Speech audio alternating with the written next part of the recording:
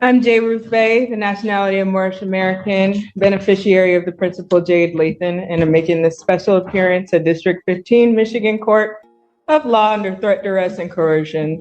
I'm asking the prosecutor to dismiss this case on the grounds that there is no injured party. Plus, I have the right to a speedy trial, and this is the 5th time I've made an appearance for this in the case of since the arraignment when the Ann Arbor Police Department apprehended me unlawfully and kidnapped me, forcing me to take fingerprinting and a mugshot when I am not a criminal.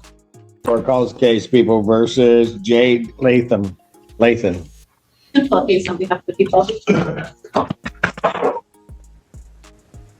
Overwater Assistant Public Defender on behalf of Ms. Lathan. Ma'am, would you state your name for the record, please? I'm not Ms. Lathan, I'm principal. I am J. Ruth Bay, card holder and principal of Jade Lathan. Your Honor, I did attempt to...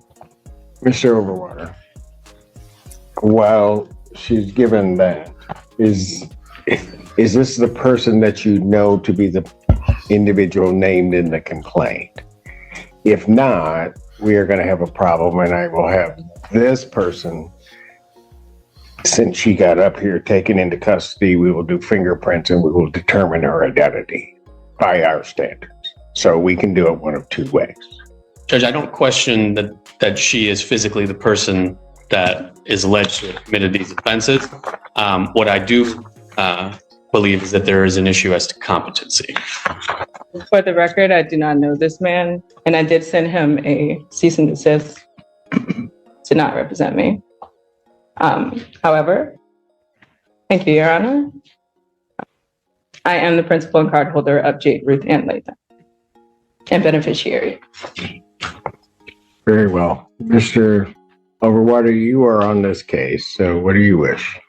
Judge, I believe that at this point, the issue of competency needs to be raised. So I would ask for a competency evaluation. This matter be set over for a competency hearing. I'm not pursuant asking to the for statute. anything, and that's coming from the horse's mouth. I'll need an order. I did turn in my statement of fact so that there's more than the police record on the record. I have not harmed anyone, and the cameras will reflect that if we are to go that far. But I would like to motion to settle. I don't know what that means. Well, I want to settle because I'm the card holder in ex relation to the principal, and I do not want to be I have mistaken. no idea what you're talking about. Okay. I yield. Thank you. Forensic evaluation is ordered. I'll order a competency hearing. I'll set that competency hearing for 90. June 6th at 9 a.m. June 6th, 9 a.m. 6/2020. At this time, bond will continue. Nah, we are 10 seconds into court and she already said, "I'm not Miss Lean." Bro, what? The judge instantly goes from calm teacher mode to, "I will fingerprint you today." You can literally hear the public defender's soul buffering in real time. Then he pulls the competency card. That is never a good sign.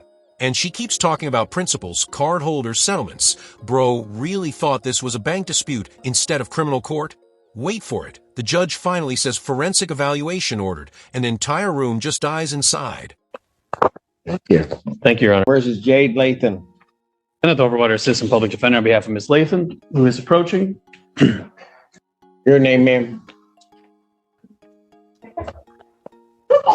I'm J. Ruth Bay, the nationality of Moorish American, beneficiary of the Principal Jade Lathan, and I'm making this special appearance at District 15, Michigan Court of Law under threat, duress, and coercion.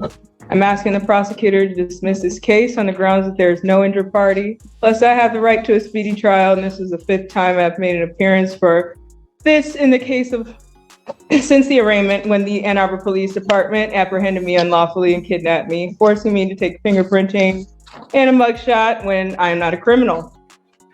Officers Morgan Parker 15400 and AA Condolis 02002 claimed I fit a so-called description and also violently attacked me and produced a false police report against my person. These officers falsely accused me of committing crimes that the tapes do not show me doing at all. These tapes do not show me doing at all any of the things that I'm being accused of. as I've never harmed another person in my life and certainly not an officer of the law. On file with public defender Kenneth Overwater right here to my left, a character letter from my former teacher proving that I've always been a well-behaved student, and have always gotten good grades and have no history of foul play or violence, which is still true to this day. The representation on the day of the arraignment on February 2024, who helped grant me my freedom on bond, has already stated on the record that I have no history of violent offenses, which is the truth. And I assume why I was granted my freedom from police custody. I would lastly like to say that on March 11, 2024, I was denied two main sources of evidence for my case via my personal FOIA request that would have easily shown my innocence. These two things are the mobile gas station cameras, and that will show the young boy already on the phone when I walked into the gas station. But either way, I was not at all acting out of the ordinary or belligerent. I was nothing but kind to everyone in that store. And I'm nothing but peaceful, and I'm saddened that I have been accused of behaviors that are not true. And I would like to exclaim that I'm a victim of a false 911 police call when I had no idea I only know that because of the police report that I got after the fact. I humbly ask both the prosecutor and the judge that this case be dismissed because I have school and I have church to attend, and my college studies at the community college.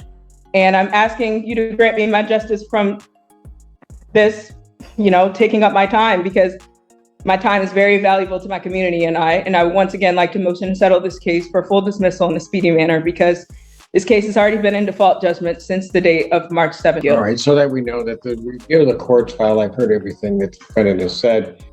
This is where the courtroom turns into a full Netflix monologue. She walks up talking about threat, duress, and coercion, like she's about to expose a government conspiracy at 8 p.m. sharp. Then she claims the police kidnapped her. Bro, she is throwing out accusations faster than the judge can blink. And wait, she actually brought up church, college, FOIA requests, and her former teacher saying she got good grades. I'm losing my mind. Meanwhile, the lawyer next to her looks like he wants to evaporate into the carpet. But the wildest part, she keeps saying motion to settle, like she unlocked a secret courtroom cheat code. Court's review of the file that none of the requests to adjourn were at the request of the people. It was always at the request of the defense in terms of any delay in these proceedings. Secondly, I do not need a response from the people. If I consider that a motion to dismiss, that motion to dismiss is denied. Where do we need to go now, Mr. Overwater? Just be asking for an adjournment of the probable cause conference. Any objection from the people? No, Your Honor, I have offered a misdemeanor offer of 1 count of attempt resisting obstructing the police. I'll leave that offer open to the next CCC. September 19th. And here comes the judge with the reality check. Calm voice, zero emotion. Absolutely devastating. He basically says, yeah, every delay came from your side. Oh, and lol. Then instantly denies the dismissal motion like he's declining a spam email. Meanwhile, the prosecutor casually slides in a plea offer while everyone's still recovering from a 7-minute TED Talk we just witnessed. Bro really sat through a full sovereign citizen speedrun just to end up with another court date? If this courtroom chaos made you lose brain cells too, hit like and subscribe for more Case File USA madness.